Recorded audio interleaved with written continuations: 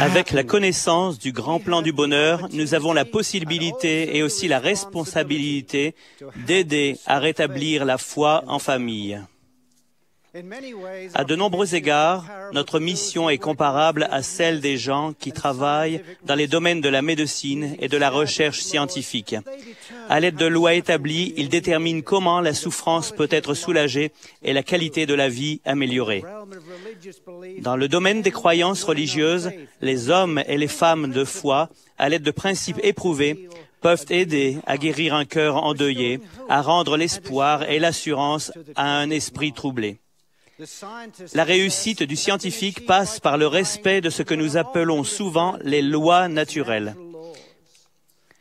Les grands scientifiques du passé et du présent n'ont pas créé les lois associées à ces processus qui se déroulent naturellement. Ils les ont découvertes. Dans une lettre aux Corinthiens, l'apôtre Paul pose une question qui pousse à réfléchir concernant la source de la capacité intellectuelle de l'homme. Lequel des hommes, en effet, connaît les choses de l'homme, si ce n'est l'esprit de l'homme qui est en lui? Par la logique et l'apprentissage, nous augmentons la connaissance et améliorons la compréhension. Par ce processus, les théories et les lois sont identifiées et acceptées comme authentiques. Une chose qui devient claire pour l'esprit éclairé, c'est qu'il y a des lois qui maintiennent l'équilibre de la vie et des êtres vivants. La découverte et le respect des lois de la physique apportent le progrès, permettent à l'homme de s'élever à des niveaux de connaissance autrement impossibles. Je crois que ce principe s'applique aussi aux valeurs morales. Nous avons par conséquent la responsabilité de sauvegarder le foyer comme centre d'apprentissage où ces vertus peuvent être instillées dans une atmosphère d'amour et par le pouvoir de l'exemple.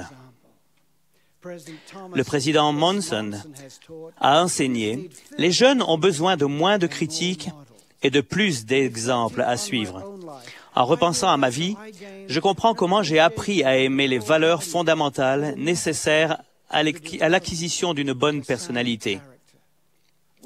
Où ai-je appris la loyauté, l'intégrité et la responsabilité? J'ai appris ces qualités au foyer, de l'exemple de mes parents. Comment ai-je appris à chérir le service désintéressé? Je l'ai fait en observant le dévouement de ma mère à sa famille et en bénéficiant. Où ai-je appris à honorer et respecter les filles de Dieu? Je l'ai appris de l'exemple de mon père. C'est au foyer que j'ai appris les principes de la prévoyance et la dignité du travail. Je revois ma mère passer d'innombrables soirées à la maison sur une machine à coudre à pédales, cousant des chaussures pour une usine locale. Ce n'était pas pour lui permettre de s'acheter quelque chose, mais pour apporter un soutien financier afin que mon frère puisse aller à l'université. Elle a dit par la suite quelle source de satisfaction cet acte de service avait été pour elle. Mon père était un homme sage et travailleur. Il m'a appris à couper du bois avec une scie à main, à remplacer ou fixer une prise au fil électrique d'un appareil ménager, et beaucoup d'autres compétences pratiques. Toutes ces leçons avaient un thème commun, ne jamais nous satisfaire de moins que ce que nous pouvions faire de mieux. J'ai appris comment prendre des décisions importantes en parlant avec mes parents et en écoutant leurs conseils. En plus de ce que je viens de mentionner, il y a la responsabilité, la considération pour les autres, l'encouragement à saisir les possibilités d'études, et la liste ne s'arrête pas là. L'Évangile rétabli de Jésus-Christ m'a été présenté quand j'étais adolescent par Pamela, qui est par la suite devenue ma femme. Elle m'a aidé à transformer ma vie, de la simple mélodie qu'elle était alors, en une envolée symphonique. J'ai vécu 67 ans de bonheur conjugal et familial, 22 ans comme fils au foyer de mes parents et 45 ans comme mari et comme point culminant, la joie d'être père et grand-père. Que pourrait-on espérer de plus? Autrement dit, tout le monde apprécierait ces mêmes choses. Retournant aux enseignements de Paul dans la lettre aux Corinthiens, nous trouvons: de même, personne ne connaît les choses de Dieu si ce n'est l'Esprit de Dieu.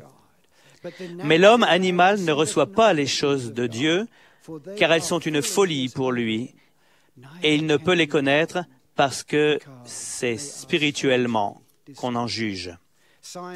Les scientifiques acquièrent leur connaissance principalement par des recherches, en faisant des expériences et en utilisant leur intelligence. Les disciples du Christ reçoivent leur témoignage en étudiant ses paroles, en observant ses œuvres, en mettant les principes en pratique et par l'esprit d'inspiration.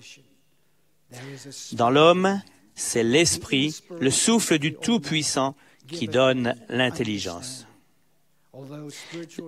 Les vérités spirituelles peuvent paraître moins tangibles, mais pour le cœur humble, leur impact est indéniable. Il est important de comprendre que les lois naturelles n'ont pas été déterminées sur la base de la popularité. Elles ont été établies et reposent sur le roc de la réalité. Il y a aussi des vérités morales qui n'ont pas commencé avec l'homme. Elles sont au centre d'un plan divin qui, comme nous le découvrons et l'appliquons, nous apporte beaucoup de bonheur et d'espoir dans la condition mortelle. Par exemple, je crois, comme il est indiqué dans la Déclaration au monde sur la famille et défini dans les révélations divines, que le mariage et la famille sont ordonnés de Dieu. Les Écritures déclarent: c'est pourquoi l'homme quittera son père et sa mère et s'attachera à sa femme, et ils deviendront une seule chair. Des hommes sages du passé nous ont transmis un patrimoine de connaissances. Nous devons transmettre aux générations futures un fondement de foi en la famille défini par la divinité. Nous ne devons jamais oublier que la liberté et le bonheur dans tous les aspects de la vie viennent de la compréhension et de l'application de principes éternels. Ils fournissent un fondement sûr sur lequel édifier une vie bien remplie, productive et heureuse. En suivant le schéma prescrit par le plan du Père, j'ai pu connaître personnellement ce que signifie vivre heureux et puiser de l'eau avec joie aux sources du salut. Le Sauveur a enseigné: je suis venu afin que les brebis aient la vie et qu'elles soient dans l'abondance. Notre perspective ou notre attitude peuvent parfois limiter notre capacité de profiter des plus grandes possibilités de la vie. Quelqu'un pourra demander: qu'en est-il des gens qui n'ont pas un bon milieu familial? Les familles stables fournissent le tissu social qui bénéficie à tout le monde, même aux gens qui peuvent avoir le sentiment d'être dans une situation moins favorable. Pour ceux qui mènent une vie fidèle et prient patiemment pour avoir cette sociabilité, voici les paroles simples et rassurantes de Helen Steiner Rice. Quand Dieu fait une promesse, elle reste vraie à jamais, car il accomplira immuablement tout ce qu'il promet.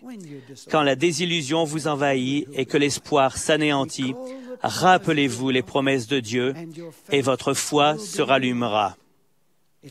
Ma prière est que nous puissions ensemble, avec courage et conviction, être les gardiens du don divin qu'est la famille. Au nom de Jésus-Christ. Amen.